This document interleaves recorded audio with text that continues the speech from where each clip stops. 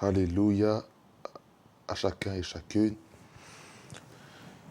J'espère que vous allez bien par la grâce de Dieu. C'est moi votre hôte, Trésor Zikibanda, ici de la Belgique.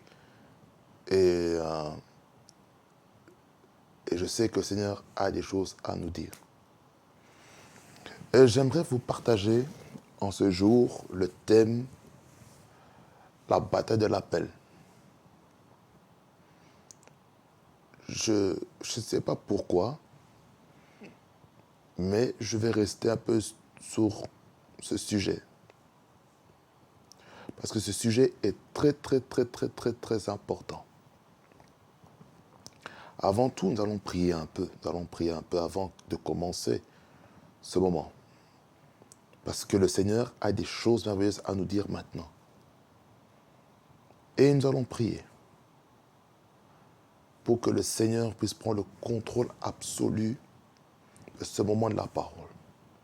Parce que nous voulons être nourris par lui et non par nous-mêmes. Prions le Seigneur. Seigneur Jésus, merci pour ce moment. Tu bénisses chaque aspect de ce temps de la parole. Entre tes mains, je me remets afin de communiquer ta parole, afin de communiquer ta pensée. Cette thématique sur le combat de l'appel, sur le combat des étoiles et sur comment protéger son étoile, comment protéger son appel et savoir reconnaître le temps de transition dans sa vie. Je prie que tu parles à quelqu'un qui se retrouverait dans ces situations.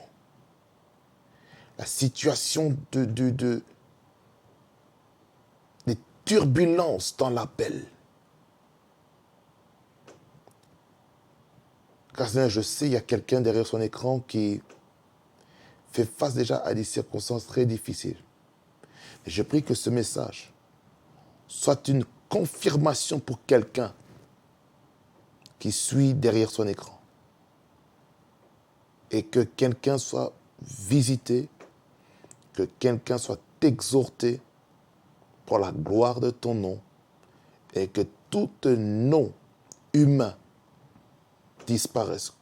Tout nom contraire au nom de Jésus-Christ puisse disparaître totalement et que le nom de Jésus-Christ puisse prendre sa place totalement. Au nom de Jésus, que l'onction du Saint-Esprit commence à couler pendant le message. Que la puissance du Saint-Esprit localise quelqu'un au travers de ce message. Que personne ne puisse rester le même au nom qui est élevé au-dessus des autres noms. Et je prie que ce message bouleverse les cœurs, bouleverse les enfants de Dieu, bouleverse les serviteurs de Dieu, bouleverse les servantes de Dieu, bouleverse les leaders, bouleverse qui que ce soit qui suivra ce message. Que ce soit dans une dimension prophétique, dans une dimension apostolique, dans une dimension doctorale, dans une dimension pastorale, dans une dimension évangélique. Peu importe la dimension que le message prendra en ce moment, que ça touche quelqu'un, visite quelqu'un, au nom de Jésus. Saint-Esprit souffle en ce moment et que toute pensée contraire à ta volonté soit rendue captive à l'obéissance de Christ. Au nom de Jésus-Christ. Sois loué, sois béni, toi l'agneau immolé. Au nom de Jésus que j'ai ainsi prié. Amen. Amen, amen, amen. Nous allons lire dans Genèse chapitre 37.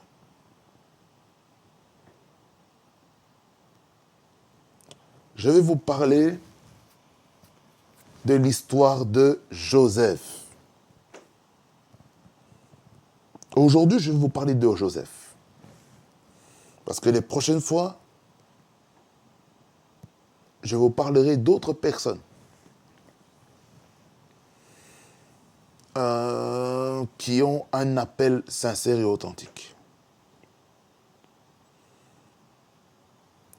je vous parlerai de David. Sur comment il a fait pour protéger son appel, comment il a fait pour protéger ses dons, comment il a fait pour protéger son étoile, comment il a fait.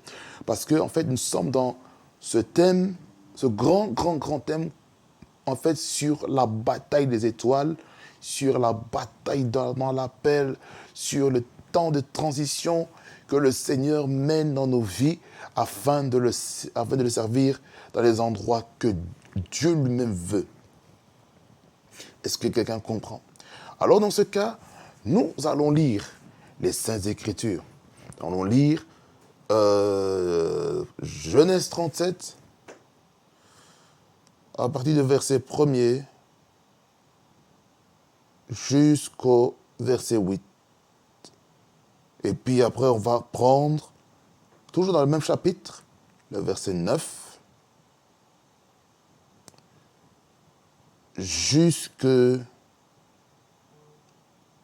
verset 10. Je vais expliquer d'abord le contexte, et puis après avoir lu, je vais aller plus en profondeur. La Bible dit ceci, 1er à 8, il dit « Jacob demeura dans le pays de Canaan, où avait séjourné son père. » Son père, ici, on parle de qui? D'Isaac. Voici la postérité de Jacob. Joseph, âgé de 17 ans, faisait paître le troupeau avec ses frères. Cet enfant était auprès des fils de Bila et des fils de Silpa, femme de son père. Et Joseph rapportait à leur père leurs mauvais propos. Israël aimait Joseph. Israël et Jacob, c'est la même chose. Israël aimait Joseph plus que tous ses autres fils parce qu'il avait eu dans sa vieillesse. Et il lui fit une tunique de plusieurs couleurs. Ses frères virent que leur père l'aimait plus que tous. Et ils leur prirent en haine. Ils ne pouvaient lui parler avec amitié. Joseph eut un songe et il raconta à ses frères qui le haïrent encore davantage. Il leur dit, écoutez donc ce songe que j'ai eu. Nous étions à lier des gerbes au milieu des champs. Et voici ma gerbe se leva et se tint debout. Et vos gerbes l'entourèrent et se prosternèrent devant elle.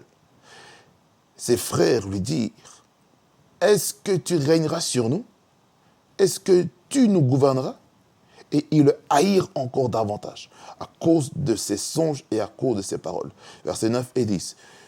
Il eut encore un autre songe et il raconta à ses frères. Il dit, j'ai eu encore un songe. Et voici le soleil, la lune et les 11 étoiles se prosternaient devant moi. Il le raconta à son père et à ses frères. Son père le réprimanda.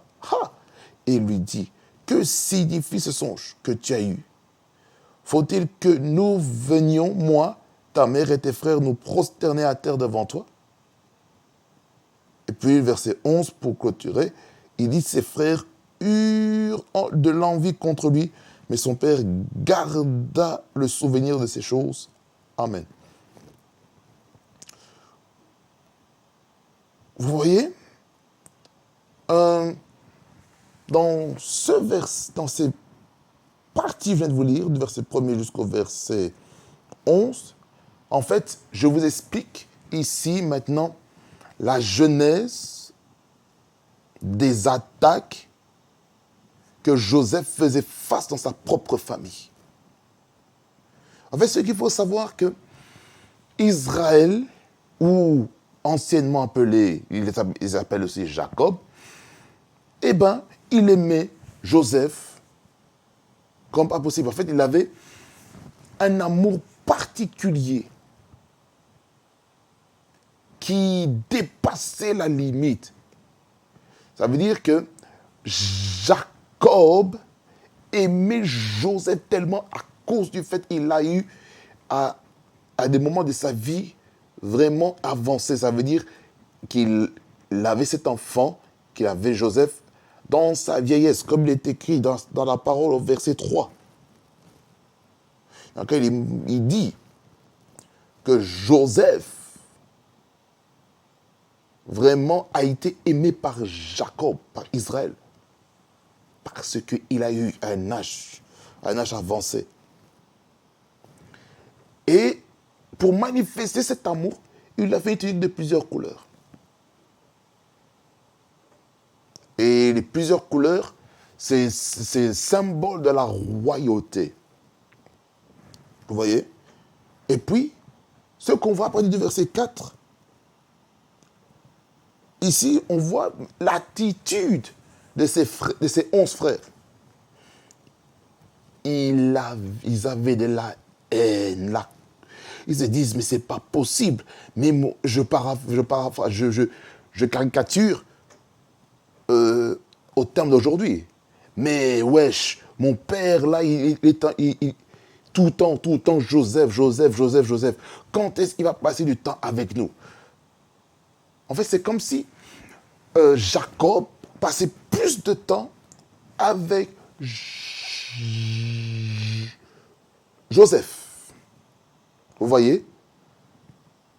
Mais ce qui se passe avec ça, ça crée des blessures intérieures dans le cœur de ses frères. Ça crée une aversion, ça crée une haine.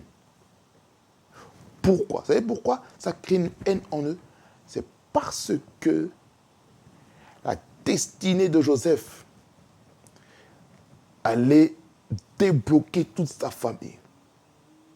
Mais qu'est-ce qui a posé encore plus de problèmes dans la vie de Joseph? C'est le moment où il a partagé le songe. Il a partagé le rêve qu'il a eu. Comment? Lorsqu'on va du verset 5 jusqu'au verset 10, ce sont deux songes qui voulaient dire que c'était un seul message. Deux songes, mais le même message. Le message principal, c'est quoi? C'est que Joseph allait devenir plus grand que toute sa famille. Joseph allait être plus grand que sa famille. Regardez, Joseph, il a partagé les songes que Dieu lui avait donnés. Premier songe, c'est par rapport à la gerbe. Laquelle sa gerbe était élevée plus haut, mais le reste des 11 gerbes de ses frères étaient en train de se prosterner. Vous voyez? Ça crée quoi? Colère, haine, aversion dans le cœur de ses frères. Ça, c'est du verset 6 jusqu'au verset 8. Vous voyez? Et du verset 9 jusqu'au verset 10, on voit le second songe qu'il fait, et il le dit à ses frères, et il le dit à son père. Et qu'est-ce qui se passe? Son père l'engueule. Il le réprimande. Pourquoi? Parce que le songe qu'il est en train de faire est en train de causer des dégâts dans la famille. Dans ce temps-là. Mais, vous devez savoir, ceci fait partie de la volonté de Dieu. Pourquoi? Parce que, vous allez voir, un peu plus loin, les 11 frères ont comme plan de le vendre comme esclave en Égypte. Vous voyez? Et ce qui se passe, au verset 11, il dit, ses frères eurent de l'envie contre lui, mais son père garda le souvenir de ces choses. Vous voyez? Quand quelqu'un a une grandeur dans sa vie, ça va créer de l'envie autour de soi. Ça va créer de la jalousie, l'envie, rancœur. On va dire, oh non, moi j'aurais souhaité être à sa place. Si moi j'étais à sa place, j'aurais fait ça. Ah, Joseph. Écoutez, qu'est-ce qui se passe encore? Le plan machiavélique de sa famille, c'est surtout ses frères, c'est de le vendre. Mais là, tellement que Israël avait confiance à son fils Joseph, il pouvait l'envoyer. Va à gauche, va à droite. Voici ce qu'il est écrit ici. Verset 13. Israël dit à Joseph, tes frères ne font-ils pas paître le troupeau à Sichem? Viens, je veux t'envoyer vers eux. Et il répondit, me voici. Je m'arrête ici. Vous voyez ici comment Joseph respectait son père. Malgré qu'il avait réprimandé, oui bon père, oui papa, le respect. Les Joseph sont des personnes qui respectent ses parents, qui respectent sa famille. Peu importe les luttes et les combats qu'il fait face. Il respecte. Même si on touche à sa personnalité, il a du respect pour quand même ces personnes. Il fait tout pour ne pas calculer, pour ne pas garder ça dans son cœur. Certes, ça fait mal. Humainement parlant, ça fait mal. Lorsque on vous réprimande, ça fait mal. Certes, ça vous déchire le cœur lorsqu'on vous réprimande. Et quand je parle de la famille, c'est la même chose dans le ministère. Quelqu'un peut avoir une vision que Dieu lui a donnée qui dépasse la vie de son pasteur, qui dépasse la vie de ses responsables de ministère. Ça dépasse leur entendement. Et ça crée quoi? Maintenant, la colère. Ça crée quoi? L'envie. Ça crée quoi? Des rivalités. Ça crée quoi? La rancœur. Ça crée quoi? Plein de choses. Ça crée de l'envie. Ça crée des cœurs hypocrites. Des personnes qui vont te sourire devant toi. Mais dans leur cœur, disent, on va voir s'il va réussir. Vous voyez ce qui se passe dans le cœur des gens lorsque maintenant on est enceinte de la promesse, enceinte d'une vision que Dieu a mise en nous.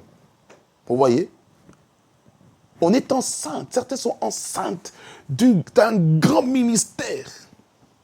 Certains sont enceintes d'une nouvelle dénomination qui doit naître. Certains sont enceintes des rêves. Certains sont enceintes d'un mouvement. Certains sont enceintes de « Oh, alléluia, remamaï ». Certains sont enceintes pour changer la ville, pour changer la province, pour changer, oh, alléluia, la départementale, pour changer la municipalité, pour changer, alléluia, alléluia, alléluia, le département, pour changer la région, pour changer la nation, pour changer le continent, pour changer le monde entier. Ils sont sains de ça. Certains ont une pensée apostolique. Certains ont une pensée prophétique. Certains ont une pensée d'un évangéliste. Certains ont une pensée pastorale. Certains ont une pensée doctorale. Certains ont une pensée royale. Mais qu'est-ce qui se passe? Il y a des combats qui se lèvent. Parce qu'il y a des Joseph. Écoutez, Joseph, il avait quel âge? Il avait 17 ans. Adolescent. Il était à la frontière de passer à l'âge adulte. Adolescent, Joseph, juif, qui grandit selon la coutume juive, selon les principes que son arrière-grand-père Abraham avait comme alliance. Les principes que Abraham avait reçus, qui a été transféré de génération en génération.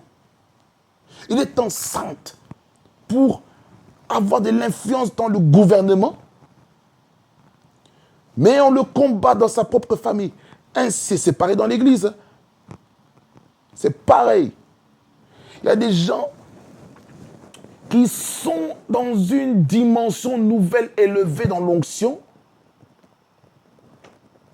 Et le Seigneur est en train de shifter les choses. Il shift l'onction. Il shift la dimension de la compréhension des Écritures. Il shift la dimension de l'exercice du ministère. Mais ces personnes sont en train d'expérimenter des luttes et des combats. Vous voyez? Verset 14, nous continuons. Il dit, Israël lui dit, va, je te prie, et voici tes frères sont en bonne santé, et si le troupeau est en bon état, et tu m'en rapporteras des nouvelles. Il envoya ainsi de la vallée d'Hébron, et Joseph alla à Sichem. Donc, Joseph pouvait être envoyé. Qu'est-ce que ça veut dire? Un Joseph est prêt à servir. Un Joseph est prêt à rendre service aux gens. Un Joseph est quelqu'un qui a un bon cœur. Vous voyez?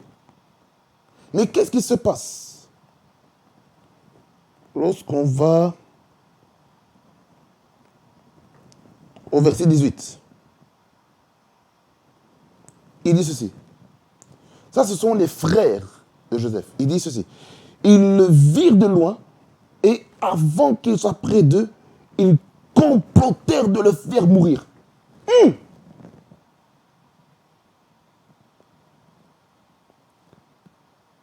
Relisons pour ce verset, c'est très capital. Ils le virent de loin et avant qu'il soit près d'eux, ils complotèrent de le faire mourir. Là, je parle sur deux tendances.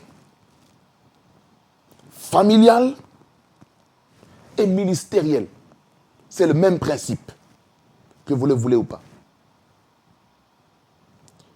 Il y a des gens, il y a des Joseph dans des familles qui doivent amener une libération économique, une libération spirituelle dans la famille. Mais certains membres de famille peuvent comploter, de faire du mal à leurs propres membres de famille.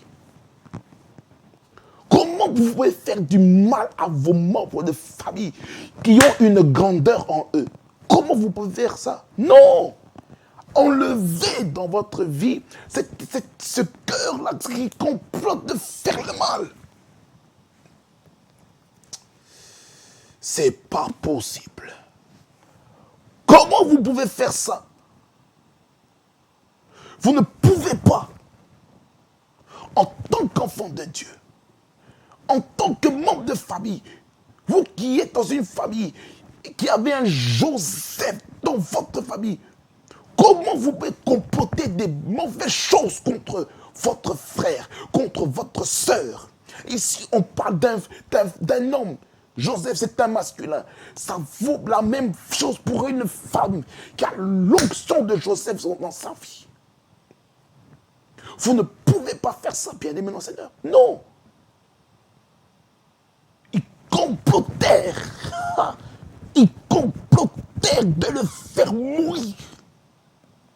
À cause de quoi? La rage, la haine, la rancœur, du succès. Écoutez-moi bien, Réma Santakai, le diable peut utiliser certains membres de famille pour vous détruire. Le diable peut tout faire. Il va utiliser un oncle. Il va utiliser une tante. Il va utiliser un père. Il va utiliser une mère. Il va utiliser un frère. Il va utiliser une sœur. Il va utiliser un grand-père, une grand-mère. Il va utiliser un grand-oncle, une grande tantes, il va utiliser des beaux-frères, il va utiliser des belles-sœurs, il va utiliser des beaux-pères, il va utiliser les belles-mères, il va utiliser qui que ce soit dans la famille. Il va utiliser les neveux, il va utiliser les nièces pour détruire votre vie. Qui auront de l'aversion, qui auront de la colère, la haine, vis-à-vis de votre propre ministère, de votre appel. Là, je passe maintenant dans le côté spirituel aussi. Il y a des gens comme ça. Comment vous pouvez chercher la chute du ministère de l'appel de quelqu'un qui est sincèrement, authentiquement appelé par Dieu? La Bible déclare, il y a beaucoup d'appelés, mais il y a très peu d'élus. Mais Dieu est en train d'appeler des ouvriers dans la moisson. Parce que la moisson est grande. Bien, mais non, Seigneur, on n'a plus le temps. On n'a plus le temps de perdre. On n'a plus le temps à perdre. Avec des gamineries. Oh non, il y a ça. On va comploter, on va détruire son ministère. Vous savez comment écoutez-moi. Vous savez comment le diable combat l'appel? C'est aussi par des faux, par des mauvais mariages. Il y a des mariages, lorsque vous êtes là-dedans, votre ministère est fini.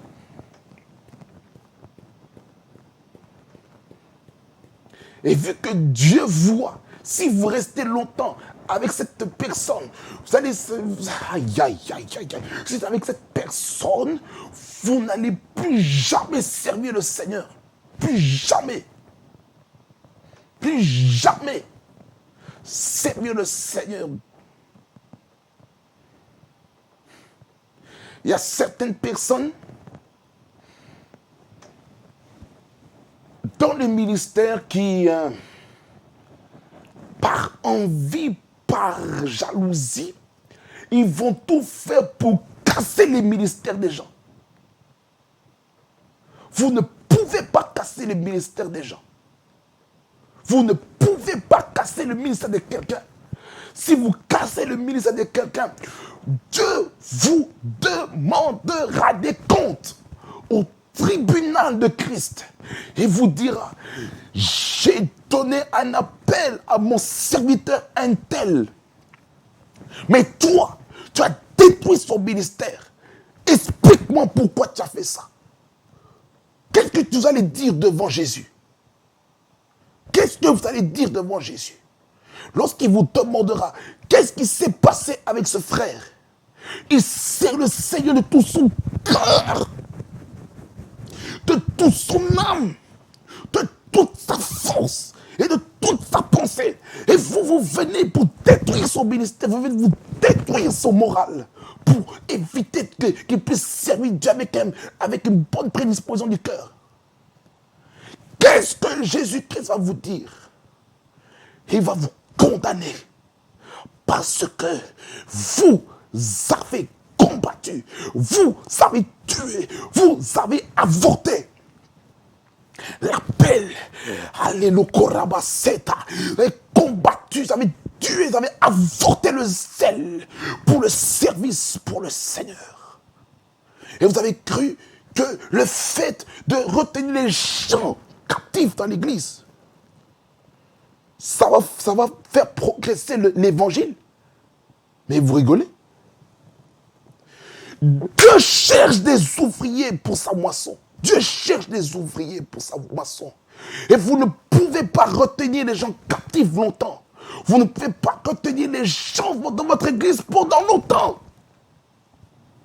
Écoutez-moi bien, certains d'entre vous, vous avez atteint la date de péremption, la date d'expiration dans l'église locale là où est-ce que vous êtes. Et vous restez longtemps là. Et c'est comme ça que votre appel est attaqué. C'est comme ça que vous voyez des combats à gauche, à droite, à gauche, à droite, à gauche, à droite, à gauche, à droite. Dans votre département, vous voyez des guerres et tout ça. Oh, alléluia, avec votre responsable hiérarchique qui a des problèmes. Avec les frères et sœurs en qui vous avez des problèmes. Parce que vous êtes porteur d'une étoile. Vous êtes porteur de quelque chose, d'un mouvement. Mais les gens se sentent menacés, se sentent inférieurs. Ici, oh mon Dieu, il y a un complexe d'infériorité qu'il y a dans l'église aujourd'hui. Beaucoup de personnes se sentent inférieures face à des gens qui ont des fortes étoiles, des fortes onctions qui dérangent le royaume des ténèbres. Et le diable peut vous toucher votre cœur pour détruire encore le cœur d'autres personnes. Comment ça se fait que dans l'église, certains chrétiens commencent à faire l'œuvre de Satan? Et le diable, vous savez, le diable, il n'a même plus besoin de faire quoi que ce soit. Il sait que dans l'église, il y a un frère, il y a une sœur là, qui va venir pour détruire sa vie, détruire son ministère, détruire son zèle, détruire sa détermination pour le Seigneur. Le diable le sait. Pourquoi il ne fait plus rien à l'église? C'est quoi? C'est que les démons sont à l'église? Non. Pas directement, mais le diable, comme on dit en anglais, he instigates the fire of disunity. En fait, c'est lui qui est en train de pousser les gens. Vas-y, dis-le ça, lance ça, lance tes paroles, détruis son moral. Avant le culte, descends-le. Après le culte, descends-le devant tout le monde, humilie-le. Non. Bien-aimé dans le Seigneur, on ne fait pas ça. Vous aurez des comptes à rendre à Dieu. À Jésus, nous qui sommes enfants de Dieu, nous qui sommes chrétiens. Mais ceux qui n'ont pas accepté Jésus-Christ comme Seigneur et Sauveur rendront des comptes au tribunal du trône blanc de Dieu le Père.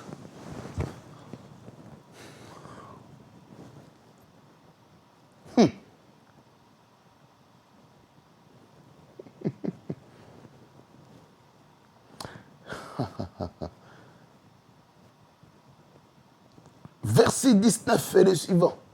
Qu'est-ce qu'il dit? Ils se dirent l'un à l'autre. Voici le faiseur de songes qui arrive. Venez maintenant, tuons-le. Et jetons-le dans une des citernes. Nous dirons qu'une bête féroce l'a dévoré. Hey! Et nous verrons ce que deviendra ces songes. Oh Jésus.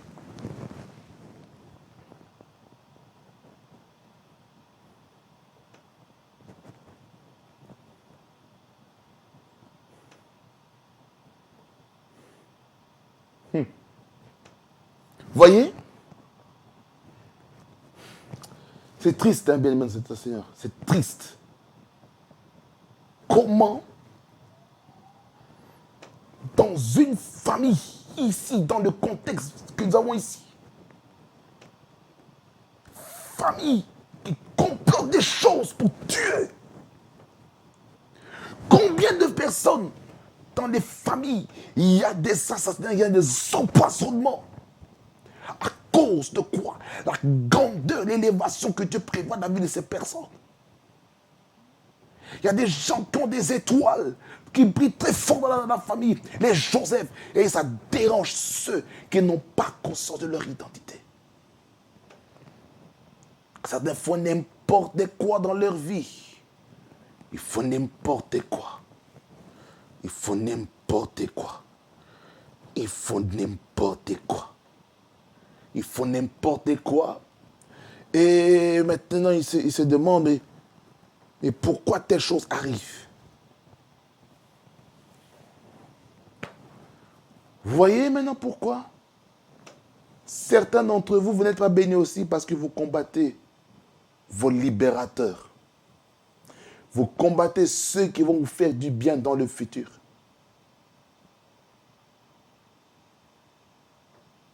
Les Joseph seront toujours rejetés par les gens qui leur sont proches.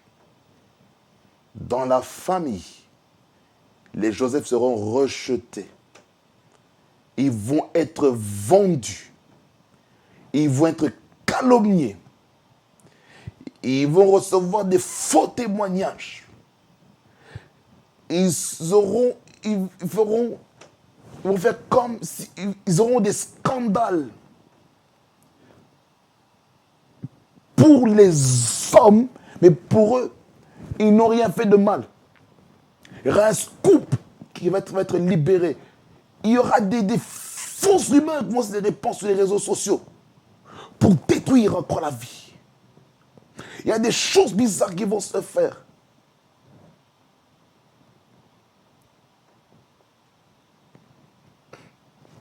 C'est grave. Bien aimé, c'est grave. C'est grave. C'est grave. C'est grave.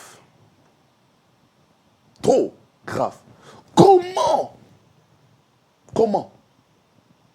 vous pouvez avoir de telles pensées comme ça dans l'église? Vous ne pouvez pas avoir ça. Écoutez-moi bien. Vous qui combattez les Joseph, tôt ou tard, vous allez vous prosterner devant les Joseph. Dans votre famille, vous allez vous prosterner. Vous allez reconnaître la grandeur. Vous serez obligé, vous serez forcé de le reconnaître. Que vous le voulez ou pas. Vous allez vous prosterner et reconnaître qu'il y a un Dieu qui habite dans les Joseph. Et ce sera vers eux que vous allez commencer à demander de l'argent. C'est à eux que vous allez demander de l'aide. Parce que vous avez persécuté. Vous avez été maintenant en opposition. Là, maintenant, vous allez reconnaître que l'appel est authentique dans la vie de cette personne. Quand je parle de l'appel, écoutez-moi bien, je ne parle pas seulement de l'appel ministériel seulement. Je parle de l'appel royal. Je parle de l'appel prophétique. Je parle de l'appel sacerdotal. Je parle de tout type d'appel dans son ensemble. Mais moi, ce qui brûle dans mon cœur, c'est principalement le côté sacerdotal et prophétique. L'appel sacerdotal et l'appel prophétique. Ces deux courants-là. Mais le côté royal, c'est une addition. Parce que dans la troisième l'onction de Joseph, il y a aussi l'onction de Daniel. Daniel qui s'est retrouvé devant les chefs de pays, les ministres, les députés, les sénateurs, les premiers ministres, les présidents, ceux qui sont appelés à la politique, ceux qui sont appelés à exercer une domination, une influence en dehors de l'église. Parce que mon influence ne doit pas rester dans l'église. Ça doit maintenant se répandre dans les nations. Ça doit se répandre dans la rue. Ça doit se répandre dans la société. Ça doit se répandre dans le travail. Ça doit se répandre partout là où est-ce que la plante de mes pieds foulera. La Bible déclare dans Josué 1er, le verset 3, je ne me trompe pas. Il dit, tout lieu que votre pied foulera, Dieu vous le donnera en votre position. Josué 1er, verset 3. Il faut toujours aller dans les Écritures. Comme les chrétiens de Béret. Parce que les chrétiens de Béret vérifiaient les Écritures et savoir ce qu'on disait était correct, était exact. Il dit ceci, tout lieu que fera la plante de votre pied, je vous le donne comme je l'ai dit à Moïse. C'est ce que Dieu dit pour les Joseph. Écoutez-moi les Joseph. Les Joseph, écoutez-moi bien. Même si on vous calomnie, même si on vous parle mal, même si on vous catalogue négativement, même si on vous humilie, même si on vous gifle physiquement, même si on vous gifle par la parole, même si on vous envoie des flèches dans votre cœur, écoutez-moi bien, ça fait partie du programme de Dieu pour votre vie. J'ai compris ça. Tous les Joseph vont être attaqués. Les Élie vont être attaqués. Par qui? Par Jézabel. Les Samson vont être attaqués par Delilah. Ici, ce soir, je vais rester sur Joseph. La prochaine fois, je vais vous parler toujours le combat dans l'appel, mais cette fois-ci avec Samson. Oh mon Dieu. Oh mon Dieu. Oh mon Dieu. Et puis, je vais m'arrêter ici pour aujourd'hui. Je vais faire la deuxième partie avec Joseph au prochain épisode.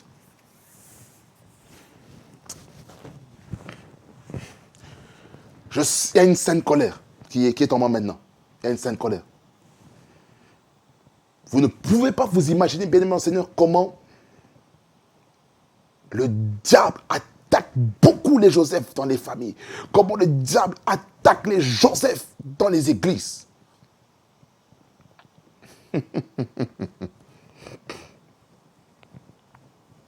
Les Joseph dans les églises, écoutez-moi bien.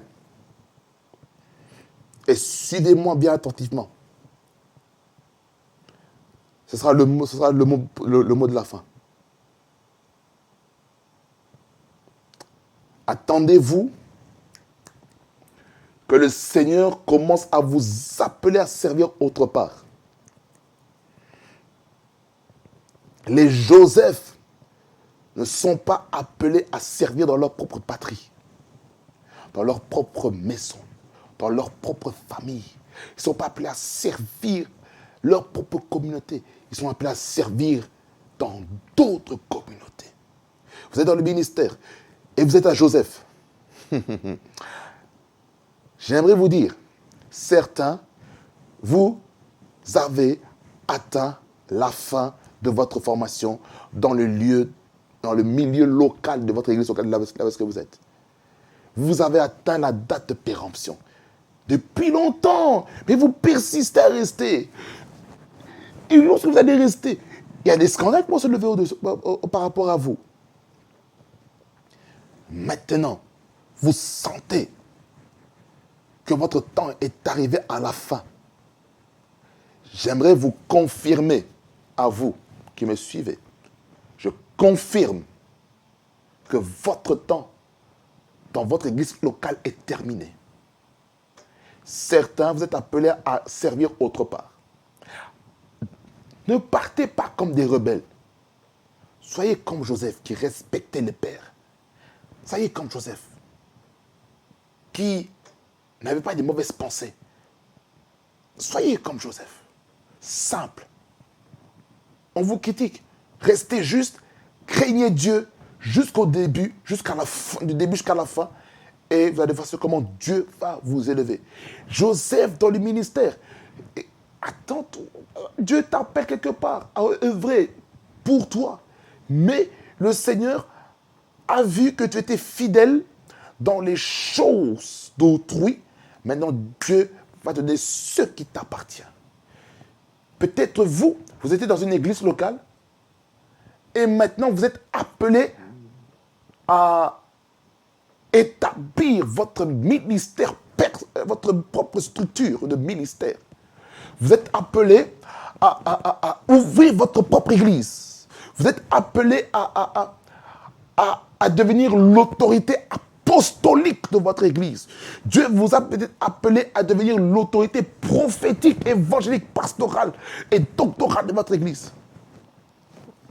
Oui, Dieu vous a appelé. Et pendant ce temps, avant de commencer, je sais certaines personnes n'ont pas encore suivi la cour de théologie, mais certains exhortent déjà. Certains encouragent déjà les gens. Faites-le. Continuez à exhorter. Continuez à prêcher la parole. Continuez à exhorter. Continuez à encourager le peuple de Dieu. Continuez à consoler le peuple de Dieu. Continuez à utiliser les réseaux sociaux pour la gloire de Dieu. Continuez. Et pendant ce temps, enfermez-vous dans la caverne d'Adullam. Enfermez-vous, retirez-vous. Il y a certaines personnes, écoutez-moi bien, les Joseph aussi sont des personnes qui vont se retirer. Qui doivent se retirer. Mais ça, je vous parlerai ça dans un autre épisode. Mais ce que vous devez retenir, c'est que les Joseph seront toujours attaqués d'une façon comme d'une autre. Que le Seigneur vous bénisse abondamment et fasse beaucoup du bien.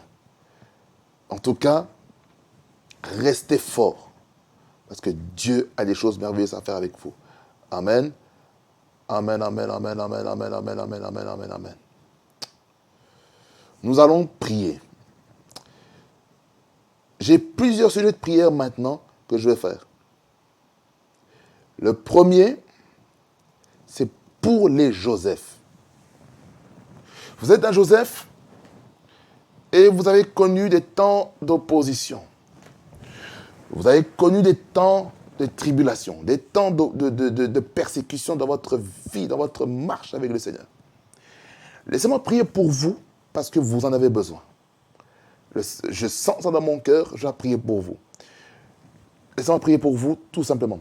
Dieu de grâce et de miséricorde, merci pour tous ceux qui ont entendu ton message maintenant. Ma prière, c'est que tu puisses fortifier chaque Joseph qui écoute ta parole. Les Joseph des familles, les Joseph de l'église locale,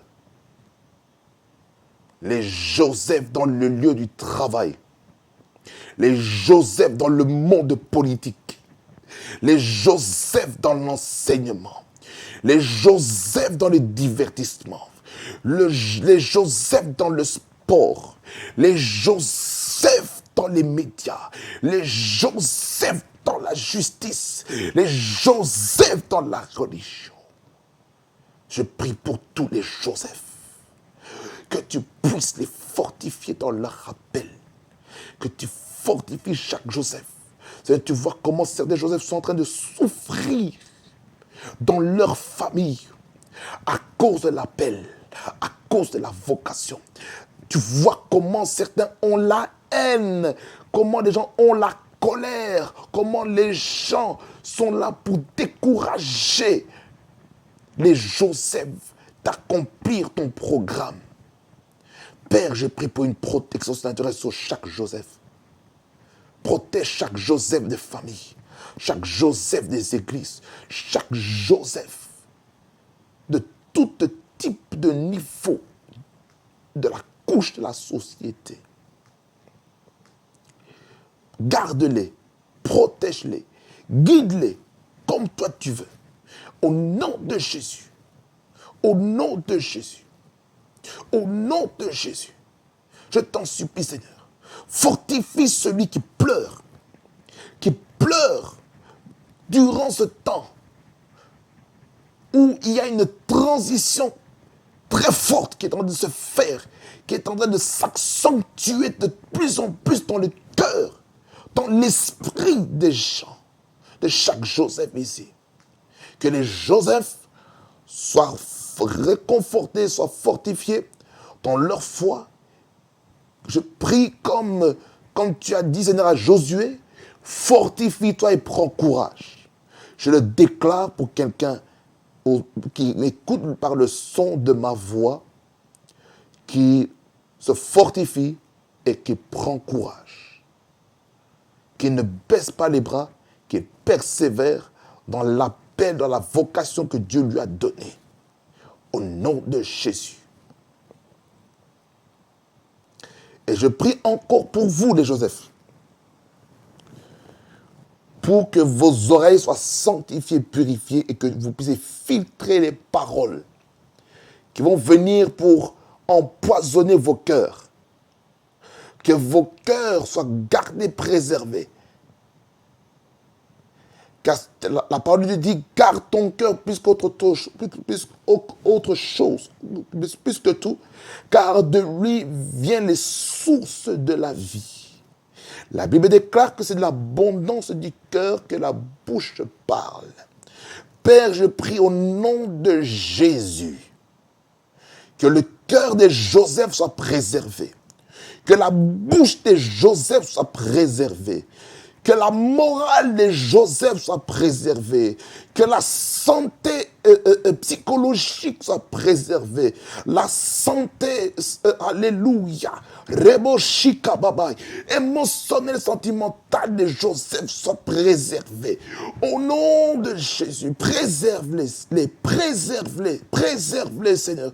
Préserve chaque Joseph. Préserve, Seigneur, la bouche. Préserve la vision de Joseph, afin que leurs rêves, leur vocation ne soient pas sacrifiés au nom de Jésus. Merci Seigneur pour l'appel que tu fortifies, l'appel que tu confirmes au nom de Jésus-Christ de Nazareth. Au nom de Jésus. Au nom de Jésus. Soyez fortifiés au nom de Jésus. Merci Seigneur Jésus-Christ de soutenir de Joseph dans leur démarche avec toi et dans leur élévation, dans leur grandeur, dans leur élévation, dans leur puissance, dans leur émergence, dans leur déploiement au nom de Jésus-Christ, car ils doivent se déployer en 2024 au nom de Jésus-Christ et les années à venir au nom de Jésus-Christ de Nazareth. Peu importe les choses qui vont arriver, qu'ils restent persévérants dans le chemin de la foi. Au nom de Jésus. Et je prie aussi maintenant, là maintenant c'est plus pour les Joseph, mais je prie pour ceux qui persécutent les Joseph. Ceux qui s'opposent aux Joseph. Ceux qui calomnient les Joseph. Ceux qui mentent contre les Joseph. Ceux qui détruisent la réputation des Joseph. Seigneur, je prie que tu ne puisses pas imputer, Seigneur, leurs actes envers les Joseph. Jésus-Christ, lorsque tu es mort sur la croix, lorsqu'on t'a crucifié, tu as dit, Père, pardonne-leur car ils ne savent pas ce qu'ils font. C'est la même prière que je fais pour tous les oppresseurs, contre tous les opposants, contre toutes les personnes de mauvaise intention qui combattent les Joseph. Seigneur, pardonne-les, car ils ne savent pas ce qu'ils font.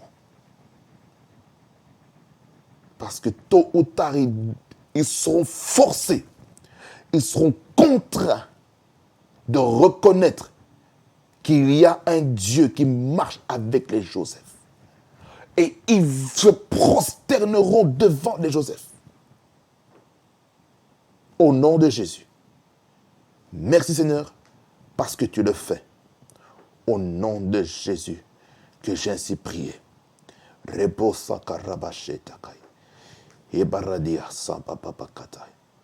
vais prier aussi pour toutes les personnes qui n'ont pas encore accepté Jésus-Christ comme Seigneur et Sauveur. Vous êtes ici et le Seigneur vous connaît. Si vous voulez faire cette prière de dédicace de votre vie à Jésus, ou vous dédicacez, faites cette prière avec moi. Seigneur Jésus, merci pour ta parole. Merci Seigneur parce que je reconnais que j'ai fauté devant toi. Alors Seigneur Jésus, en ce moment, je t'accepte comme Seigneur et Sauveur. Je déclare que je suis né pour influencer. Je suis né pour impacter ma génération. Et je déclare, à partir de ce moment, ma vie ne m'appartient plus, mais elle t'appartient. Guide-moi, conduis-moi dans les voies que toi tu veux que je puisse aller. Merci Seigneur Jésus-Christ, parce qu'en ce moment je suis né de nouveau, racheté par le sang de Jésus, au nom de Jésus-Christ, que j'ai ainsi prié. Amen, amen, amen, amen. Bienvenue à vous qui avez accepté Jésus-Christ comme Seigneur et Sauveur. En tout cas, ce fut un plaisir vraiment que vous puissiez joindre la famille de Dieu. Et ma prière pour vous, c'est que vous puissiez prier aussi le Seigneur pour qu'il vous oriente vers une église locale qui va vous nourrir vraiment et qui va vous suivre, qui va vous donner les ABC de la vie chrétienne. Et pour vous qui vous êtes reconsacré à Jésus, vous qui êtes des chrétiens, mais vous sentez qu'il y a quelque chose qui boite, en tout cas, c'est une grâce aussi pour moi, parce que il faut mettre sa vie en ordre, car on ne sait pas quand Jésus-Christ reviendra. Et il revient bientôt. Quand? On ne sait pas. Seul le Père sait quand Jésus-Christ va revenir. Alors, préparons-nous à la rencontre de notre Seigneur Jésus-Christ. Alors, c'était tout pour aujourd'hui. Que le Seigneur vous bénisse abondamment et qu'il fasse beaucoup du bien. PSF Network, le réseau de la gloire de Dieu, que le Seigneur vous bénisse abondamment et on se voit au prochain épisode.